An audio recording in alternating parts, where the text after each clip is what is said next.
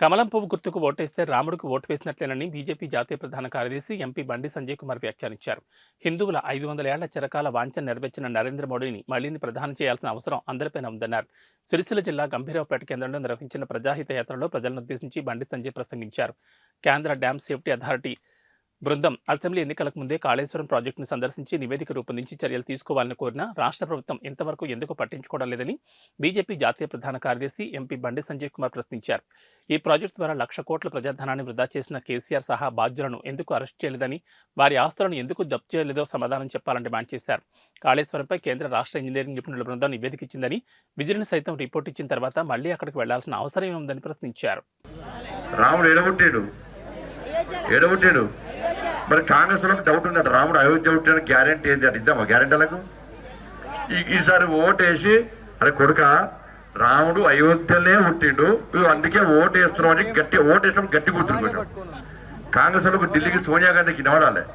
సోనియా గాంధీని పిలిచారు, ఏమేమా గుడి పరిస్థితికి రా, దేశం అందరిని పిలుస్తారు, ఈ రాజకీయాలకు సంబంధం అంటే సోనియా గాంధీ ఓలే.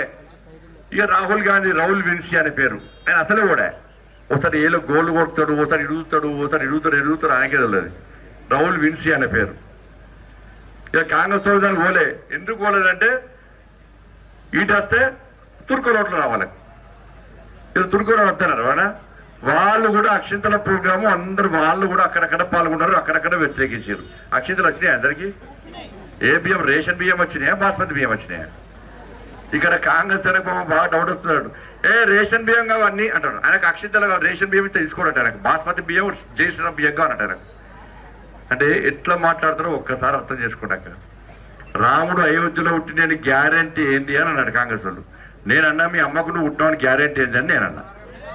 అవునా కదా? ఎవరు చెప్పారు మీ అమ్మ పుట్టినవాడు? ఎవరు చెప్పారు నీకు? అక్కడ ఉండే ఒక నర్సమ్మ వచ్చి, అమ్మ ఎవరికి బాబు పుట్టిండు, అమ్మ నీకు పాప పుట్టింది అంటే తెలుస్తుంది. ఆధారమూలు అని నరసమ్మ. రాముడు అయోధ్యలో పుట్టిండి అన్నదానికి చరిత్రనే ఆధారం. అవునా కదా? రాముడు గానే పుట్టిండా, గానే గుడి కట్టానా, గుడి ఎందుకు కట్టాలంటే బాగా చెప్తా కట్టి చూపెట్టినాం. ఏడ కట్టాలో గానే కట్టినాం. ఇంకెక్కువ మాట్లాడితే దేశం మొత్తం గుళ్ళు కడతాం. మరి గుళ్ళు కట్టే పట్టే వేరే ఏం కట్టాలి, ఏం అనుమానం అలా. అవునా కదా? ఇలా కాంగ్రెస్ ఉన్నారు, మొన్న ఎన్నికలప్పుడు వచ్చి ఓట్లు వేసుకున్నారు. ఏం చెప్పినంటే 2,00,000 రూపాయల రుణమాఫీ వేస్తాన్నారు. చేసిండా? 2,500 రూపాయలు మీ అకౌంట్ లో వేస్తాన్నారు. పట్టాయి మీ అకౌంట్ లో? మరి 2,500 రూపాయలు, 15,000 రూపాయలు రైతు బంధు పేరు మీద ఇస్తున్నారు. ఇచ్చిర్రా? 500 రూపాయలకే సిలిండర్ ఇస్తున్నారు. ఇచ్చిర్రా? 200 యూనిట్లు కరెంటు ఫ్రీ అన్నారు. ఇచ్చిర్రా? మీ పిల్లలకు ఉద్యోగాలు ఇస్తున్నారు. ఇచ్చిర్రా? ఇక అయ్యారు. ఇక ఏం చెప్తారు? రేపో ఎల్లుండో ఎన్నికలకు కూడా వస్తుంది.